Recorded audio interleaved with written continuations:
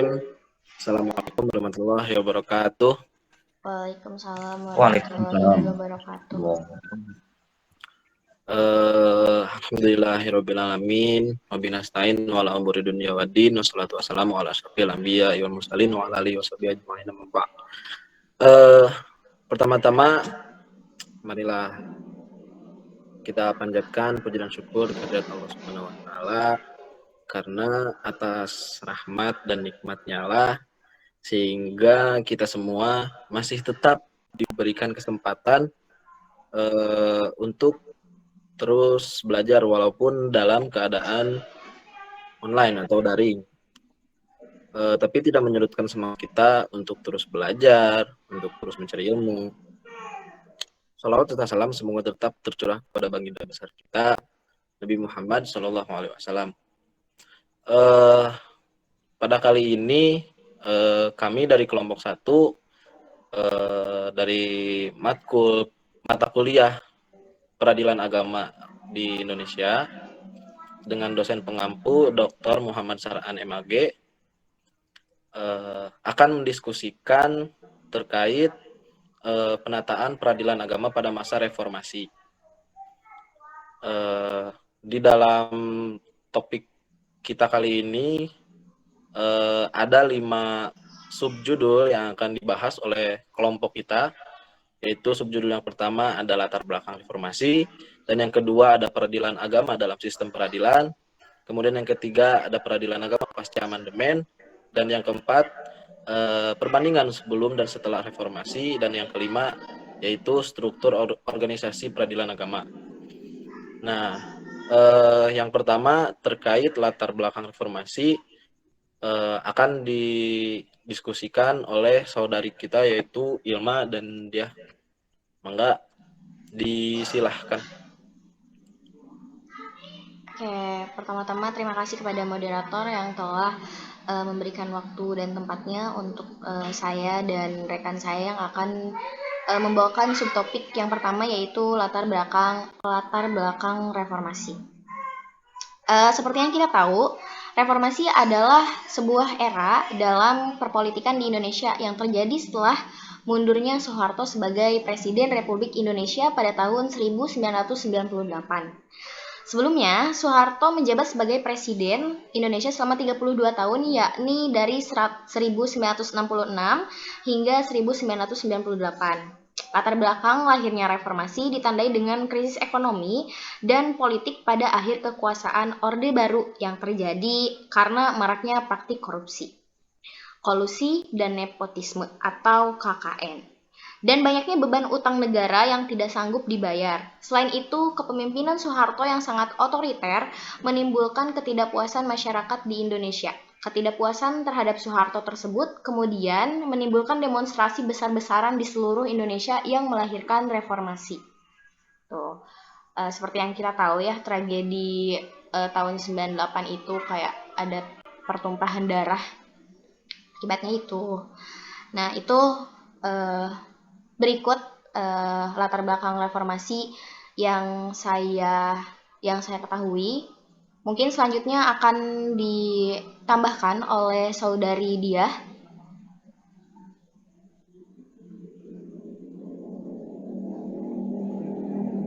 Saudari. Ada saudari Ilma.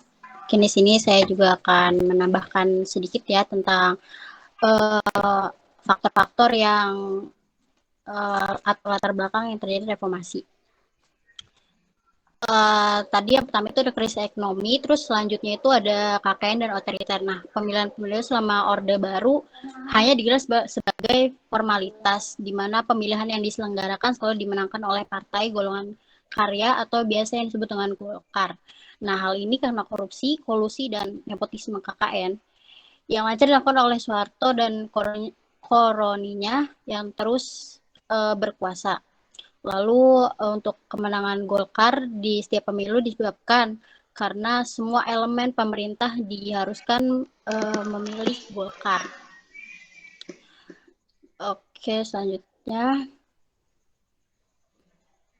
Nah, upaya lain pemerintahan otoriter Orde Baru ini adalah praktik kekerasan dalam penanganan demonstrasi yang dibuktikan dalam peristiwa Malapetaka 15 Januari atau yang biasa disebut nama Lari pada tahun 1974. Nah, dalam demonstrasi tersebut tercatat sebanyak 750 orang aktivis, mahasiswa, dan cendekiawan diciduk aparat.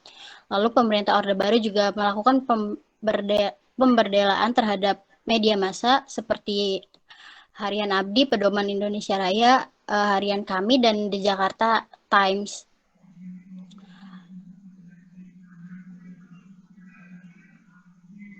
Oke, mungkin dicukupkan dari penjelasan atau tambahan yang bisa saya sampaikan. Saya kembalikan kepada moderator. Oke, baik. Terima kasih kepada Saudari Irma dan Saudari Diah yang telah mungkin memaparkan terkait latar belakang reformasi. Nah, bisa disimpulkan dari apa yang telah disampaikan oleh Saudari Ilma dan Saudari Diah tadi bahwa latar belakang reformasi itu sebetulnya ditandai dengan krisis ekonomi dan politik pada akhir kekuasaan pada Orde Baru. Dan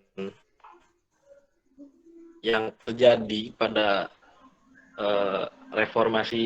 terjadinya reformasi ini karena memang maraknya praktik korupsi, kolusi, dan nepotisme atau yang biasa disingkat yaitu KKN. Dan sebetulnya banyak juga itu beban utang negara yang tidak sanggup dibayar gitu.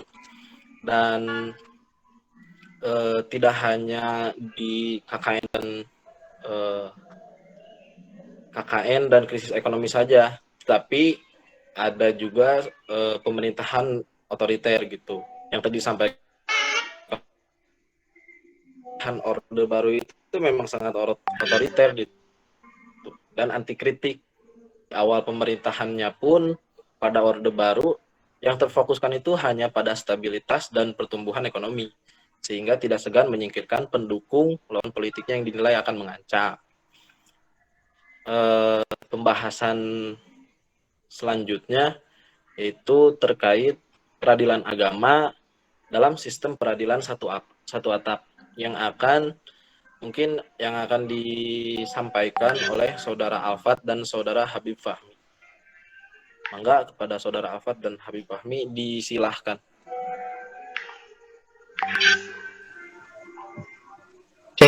Oke, baik. Terima kasih kepada moderator atas kesempatannya. Ya, tadi sudah dijelaskan pada subbab bagian pertama tentang latar belakang dari reformasi, dan reformasi itu memberikan dampak yang cukup besar gitu, bagi negara kita, termasuk dalam bidang hukum. Nah, yang itu berarti akan mempengaruhi sistem peradilan yang telah ada berjalan pada Orde Lama, gitu ya, termasuk tentang peradilan agama. Nah, mengenai wacana gitu, tentang sistem peradilan satu atap itu ya, alias pembinaan tunggal atau sebutannya itu one roof system gitu ya, itu sudah ada ya, diamanati oleh presiden gitu ya, untuk dalam rangka memisahkan antara fungsi eksekutif dengan yudikatif, karena yes, seperti yang dijelaskan tadi latar belakang, kalau pada masa Orde Baru itu cukup banyak ya campur tangan dari eksekutif dalam segala bidang gitu ya. Oleh karena itu diperlukanlah perubahan sistem peradilan, yaitu melalui Undang-Undang Nomor 35 Tahun 99. Nanti akan dibahas oleh subbab ketiga. Undang-undang sendiri itu menyatakan bahwa pembinaan dari peradilan, baik dari sistem organisasi, administrasi, dan finansial, itu akan masuk ke satu atap di bawah Mahkamah Agung selaku lembaga peradilan tertinggi, ya, termasuk peradilan agama. Memang untuk prosesnya itu nggak gampang dan nggak mudah, gitu. Pasti ada konflik juga, karena yang kita tahu sebelumnya pada masa sebelum reformasi, peradilan agama itu berada di bawah Kementerian Agama langsung, gitu ya.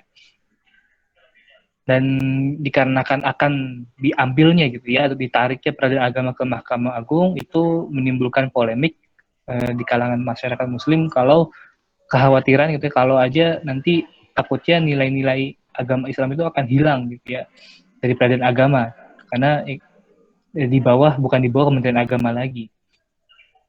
Dan itu pun cukup panjang masalah isu polemiknya itu ya. Yang pastinya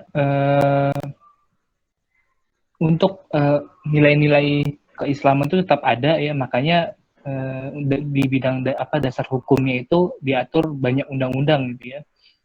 Dari mulai undang-undang nomor 7 tahun 89 itu yang awal ya, atau ada perubahan nomor 3 tahun 2006, nomor 50 tahun 2009, yang pastinya itu perubahannya nggak signifikan hanya pada bidang organisasi, administratif, dan finansial saja gitu ya. Untuk urusan teknis justisial itu tetap di bawah kekuasaan yudikatif dengan naungan undang-undang. Jadi tidak ada perubahan yang banyak, hanya masalah organisasi kepaniteraan saja. Ya itu beberapa penyampaian dari saya. Mungkin ada yang mau ditambahkan dari rekan saya.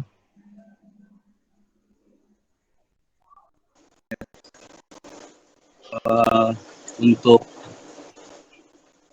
ini saya sedikit saja menambahkan tentang peradilan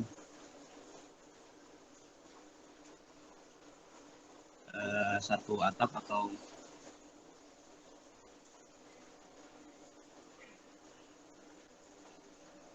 one roof system ya. Saya mungkin menjelaskan tentang fungsi kekuasaan kehakiman Mahkamah Agung ya, pasca satu atap dengan peradilan agama.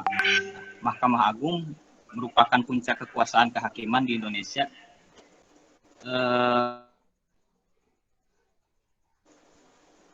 Di Indonesia, kekuasaan kehakiman tersebut sesuai dengan penjelasan pasal 24 dan 25 Undang-Undang Dasar 1945 merupakan kekuasaan yang merdeka. Terlepas dari pengaruh kekuasaan pemerintah, kata-kata merdeka dan terlepas dari pengaruh kekuasaan pemerintah itu mengandung pengertian yang bersifat fungsional sekaligus institusional. Tapi ada saja yang hanya membatasi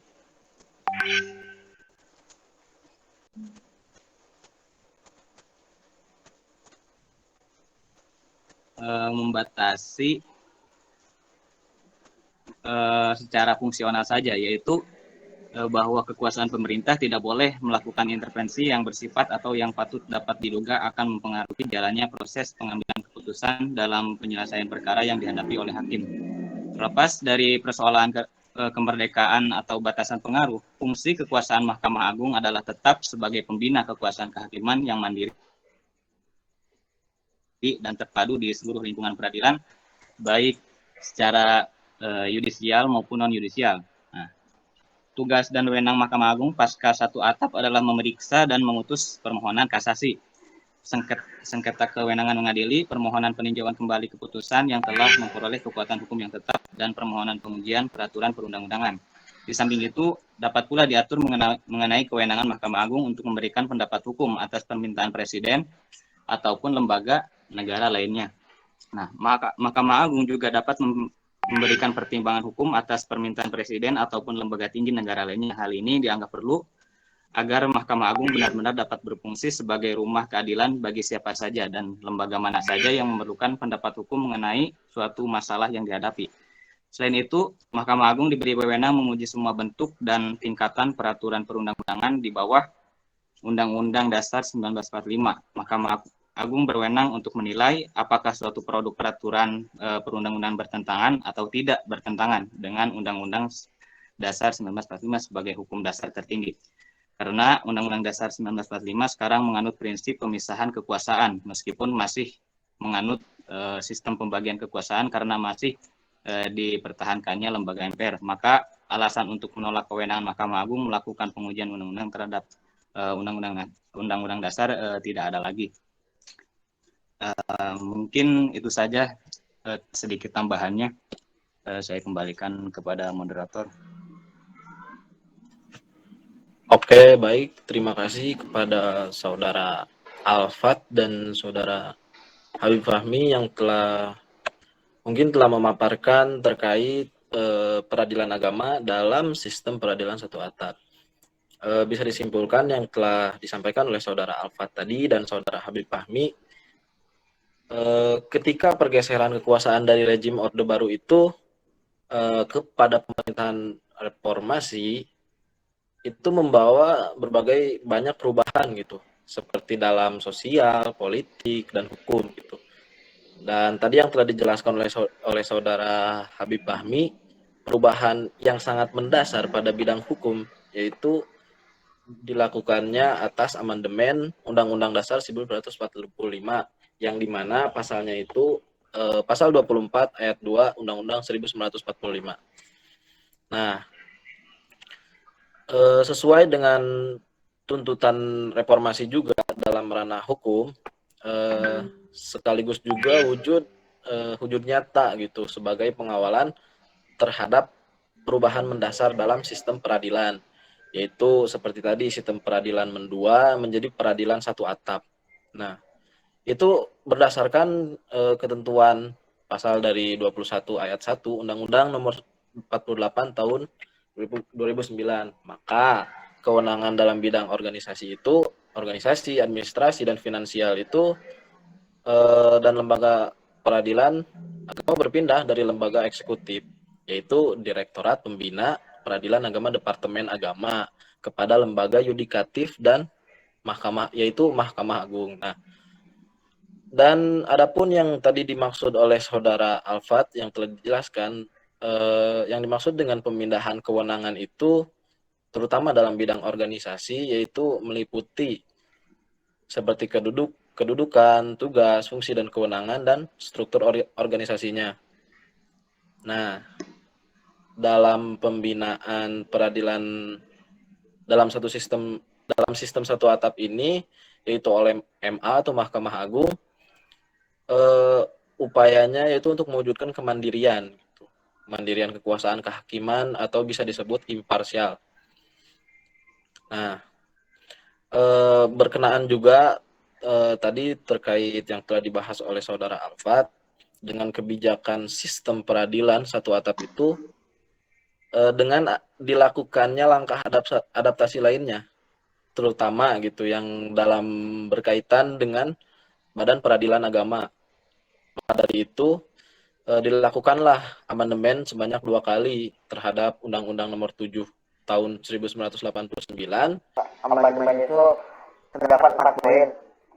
Yang pertama mengenai personalitas keislaman, yang kedua mengenai pengadilan tingkat pertama dan tingkat tertinggi, yang ketiganya mengenai wilayah hukum peradilan agama, dan yang keempatnya itu mengenai kewenangan dari peradilan agama itu sendiri. Yang pertama mengenai personalitas keislaman, di dalam asas tersebut dijelaskan dalam undang-undang nomor undang-undang nomor 50 ayat dalam pasal pertama ayat 1 tahun 2009, bahwasanya personalitas keislaman dalam pengadilan agama itu hanya mengurusi perkara-perkara orang-orang yang beragama Islam. Hanya orang-orang beragama Islam saja yang diperkarakan atau bisa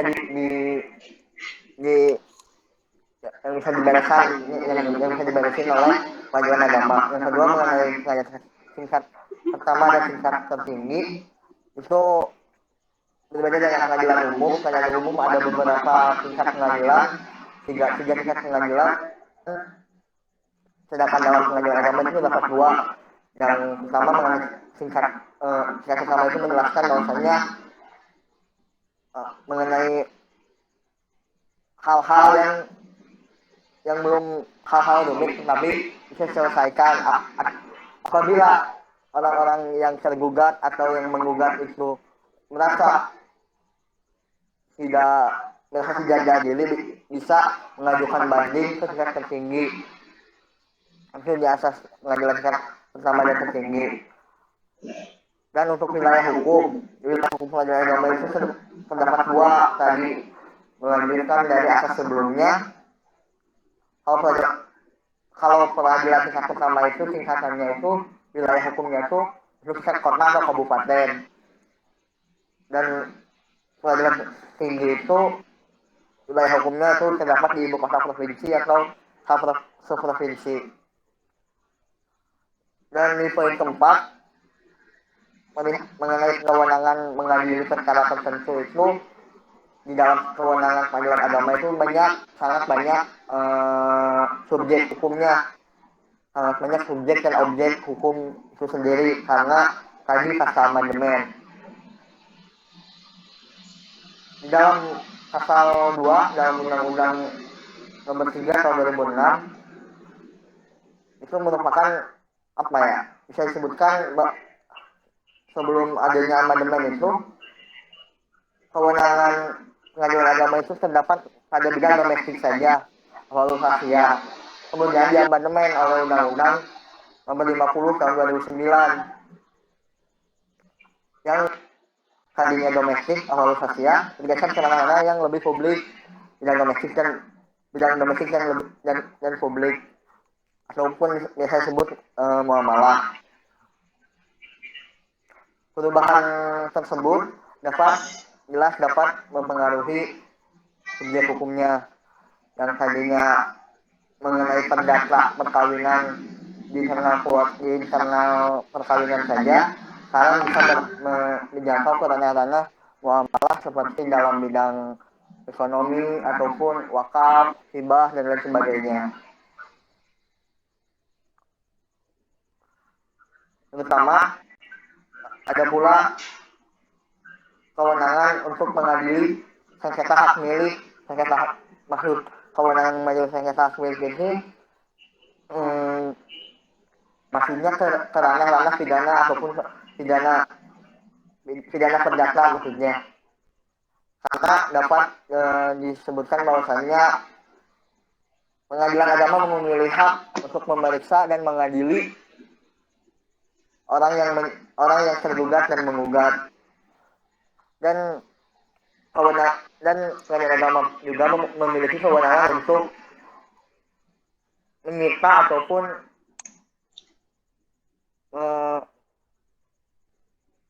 menyita dan katakan merebut hak yang seharusnya menjadi hak gitu kan.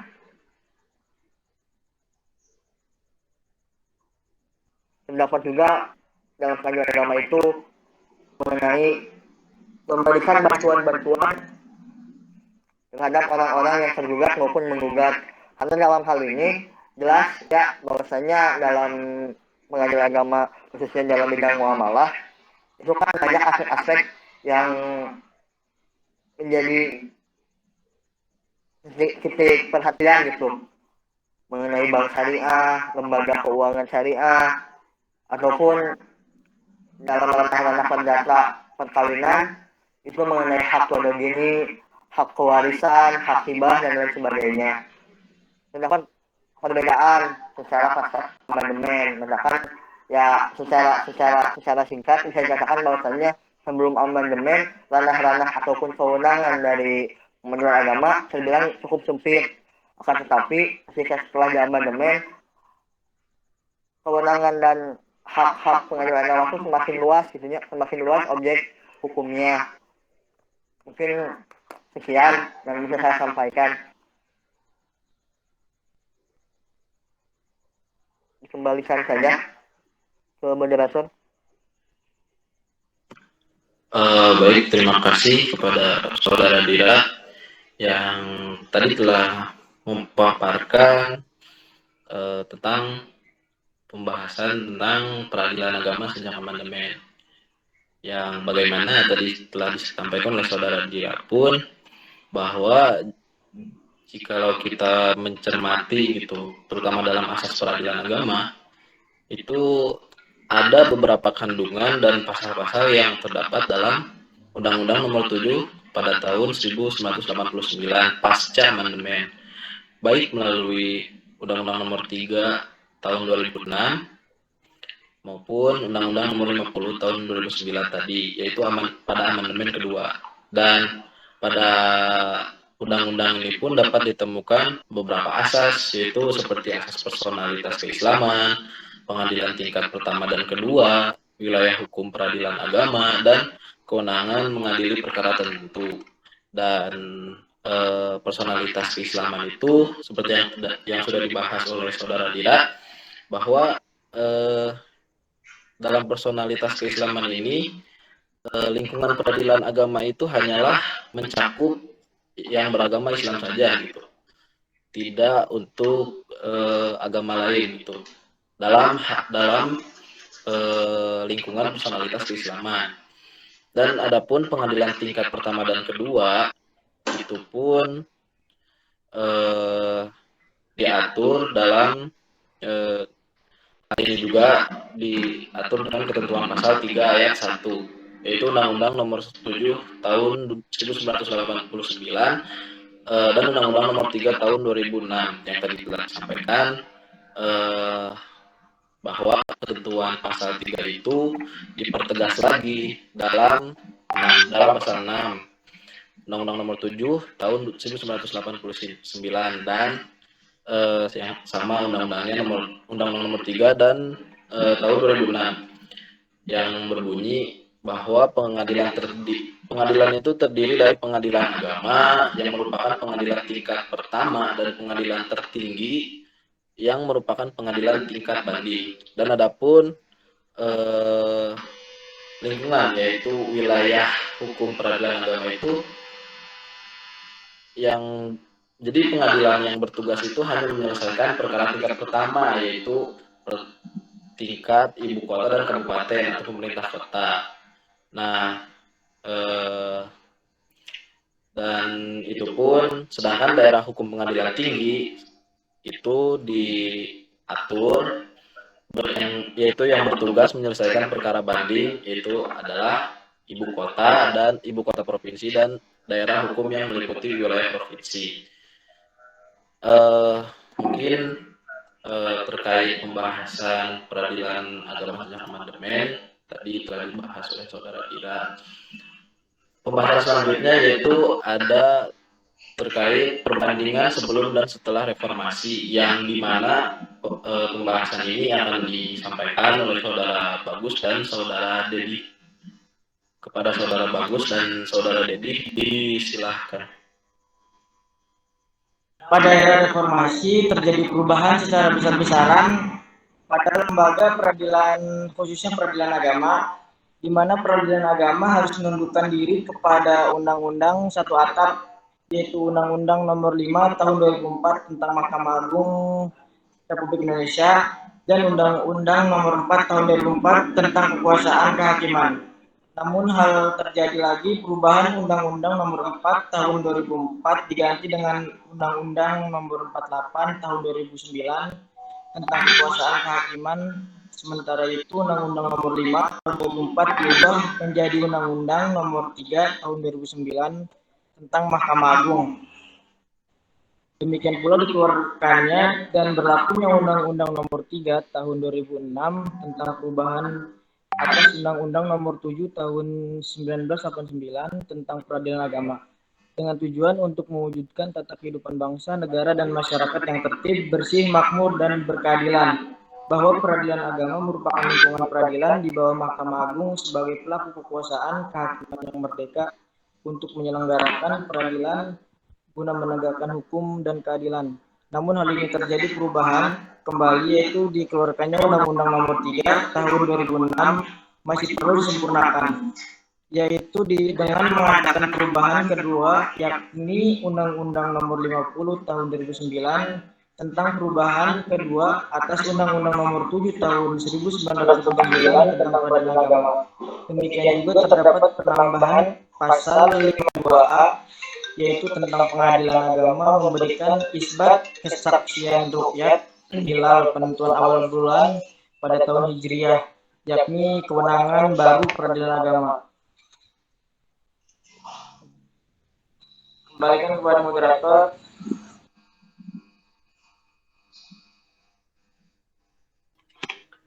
Baik, sebelumnya terima kasih kepada saudara Bagus yang telah memaparkan terkait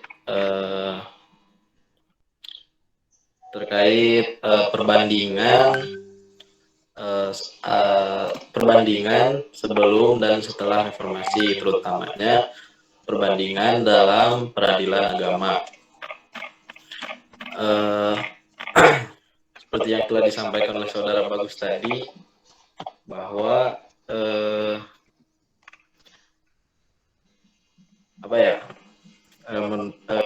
Saudara Bagus lagi mengatakan bahwa peradilan agama itu bisa diterjemahkan mungkin dari kata-kata atau dari kata-kata atau berarti ibadah atau agama, berarti peradilan, sehingga mempunyai makna daya upaya untuk mencari keadilan untuk penyelesaian perselisihan hukum yang dilakukan menurut peraturan dan lembaga-lembaga tertentu dalam pengadilan. Dan kekuasaan kehakiman di lingkungan peradilan agama pun sebagaimana yang dimaksud dalam Undang-Undang Nomor 7 Tahun 1989 tadi yang telah dibahas oleh Saudara Dira, itu tersebut dilaksanakan oleh pengadilan agama sebagai pengadilan tingkat pertama. Dalam perkembangannya pun peradilan agama mengalami pertumbuhan dan perkembangan dalam rentang waktu yang panjang.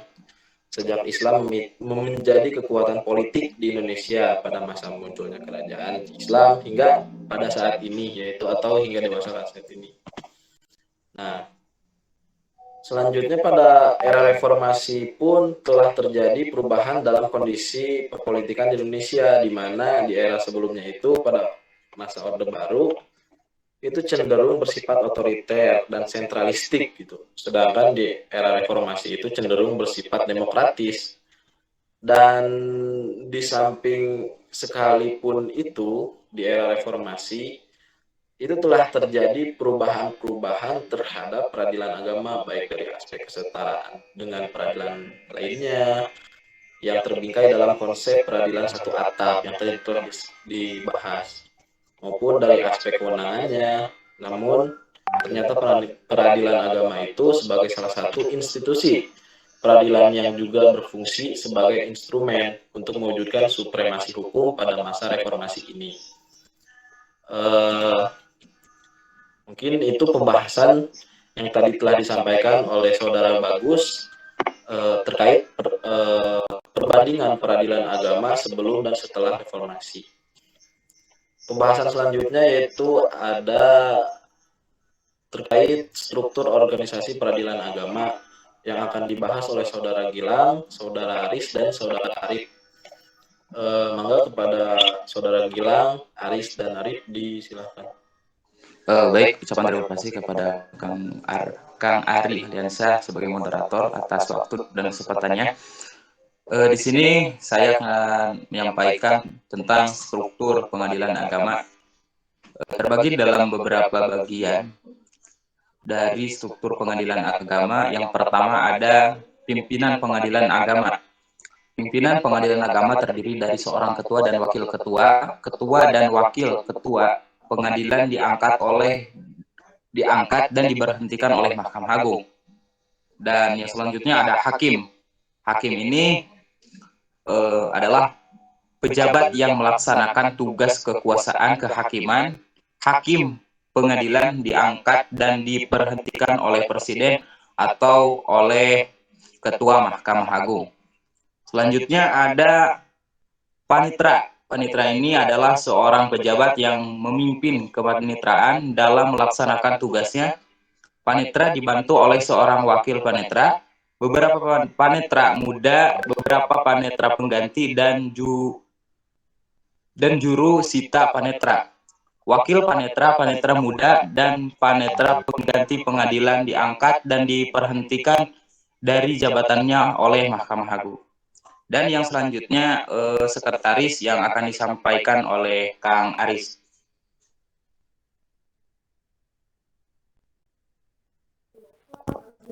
Baik,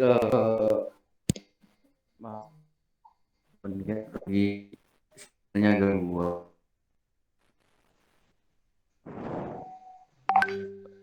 Bagian sekretaris Sekretaris adalah orang yang menjabat yang memimpin sekretariat. Dalam melaksanakan tugasnya, sekretaris dibantu oleh seorang wakil sekretaris. Panitera pengadilan merangkap sekretaris pengadilan. Wakil sekretaris pengadilan diangkat dan diberhentikan oleh Mahkamah Agung. Yang selanjutnya ada jurusita. Pada setiap pengadilan diterapkan adanya jurusita dan jurusita pengganti, yaitu pejabat yang melaksanakan tugas-tugas kejurusitaan. Jurusita pengadilan agama diangkat dan diberhentikan oleh Mahkamah Agung atas usul ketua pengadilan yang bersangkutan. Jurusita pengganti diangkat dan diberhentikan oleh ketua pengadilan yang bersangkutan. Baik, mungkin dari saya cukup sekian. Saya kembalikan kepada moderator. Baik, terima kasih kepada saudara. Mohon maaf sebelumnya, saya menambahkan ya, saya dengan organisasi pengadilan agama. Di sini ada perbedaan dengan susunan organisasi daripada pengadilan agama tinggi agama, peradilan, pengadilan tinggi agama. Nah, pada dasarnya struktur susunan organisasi peradilan pengadilan tinggi agama dengan peradilan pengadilan agama sama halnya. Akan tetapi ada perbedaan terletak pada jurusita, di mana dalam susunan organisasi pengadilan agama ada sub pokok jurusita yang ditetapkan pada bagian struktural, fungsional, kepaniteraan pengadilan agama. Hal ini memang dipandang logis menurut sebagian besar pandangan para tokoh. Nah, ditinjau dari segi kedudukan hierarki pengadilan tinggi agama, menurut dilihat secara intensional adalah pengadilan tingkat banding tidak memiliki kewenangan untuk melaksanakan tindakan pemanggilan, pemberitahuan, penyitaan, dan eksekusi. Nah, bisa disimpulkan bahwa dari sini secara fungsi jurusita dalam di tingkat tinggi agama itu ditiadakan karena tugas-tugas jurusita itu secara fungsional hanya mengakuisisi pada tugas-tugas pelayanan, mengambil buat penyitaan, eksekusi. Mungkin itu pertemuan dari saya. Terima kasih.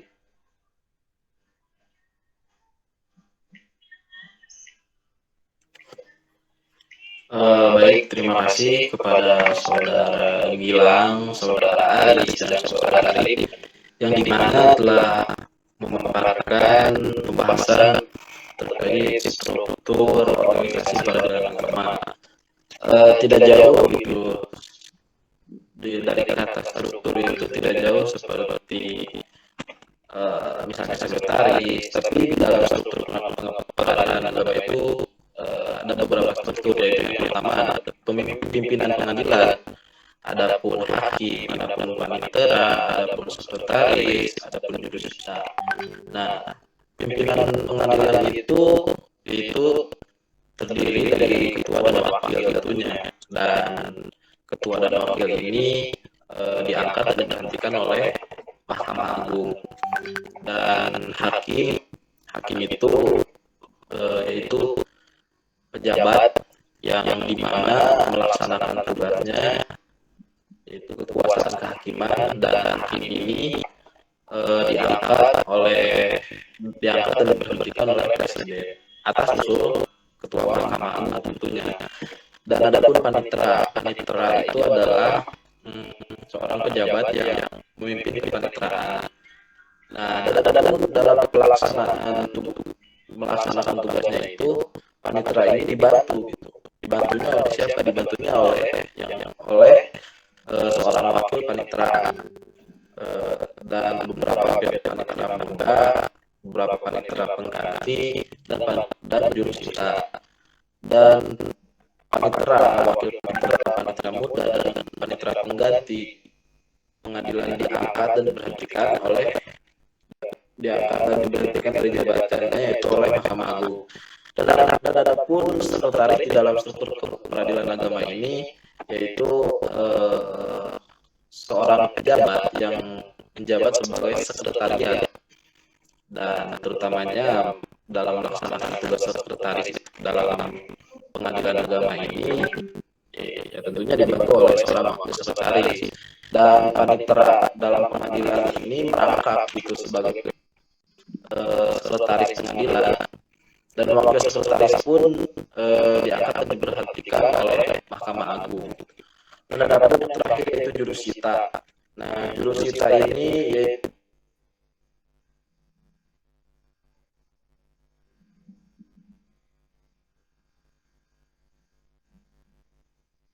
dan jurusita pengganti ini apa sih? Dan jurusita dan jurusita pengganti ini itu pejabat yang memang melaksanakan tugas-tugas kejurusitaan. Dan jurusita pengadilan agama itu diangkat dan diberhentikan oleh Mahkamah Agung tentunya atas usul ketua pengadilan yang bersangkutan. Dan jurusita pengganti diangkat dan diberhentikannya oleh ketua pengadilan yang bersangkutan. Mungkin itu terkait pembahasan struktur organisasi pengadilan agama.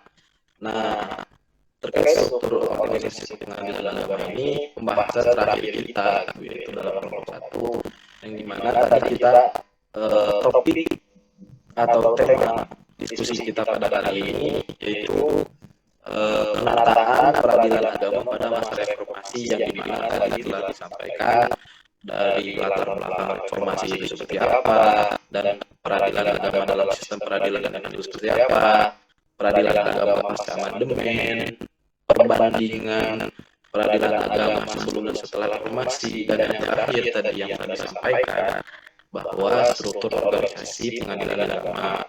Nah, mungkin diskusi kita yaitu kelompok 1 pada kali ini dicukupkan. Mungkin jikalau teman-teman sekalian ada pertanyaan, mungkin nanti bisa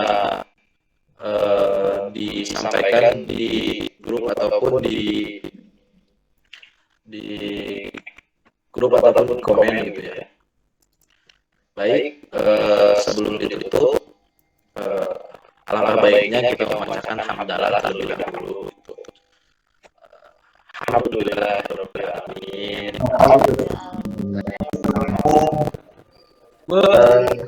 Baik, terima kasih kepada teman-teman semua yang telah memaparkan terkait tadi topik tema kita yaitu penataan peradilan agama dan pada masa reformasi. Terima kasih sebanyak-banyaknya telah menyempatkan waktu untuk diskusi pada kali ini. Sebelum maka dari itu saya cukupkan diskusi pada kali ini. Terima kasih teman-teman semua. Salam. Assalamualaikum warahmatullahi wabarakatuh. Waalaikumsalam. Wah. Wajah.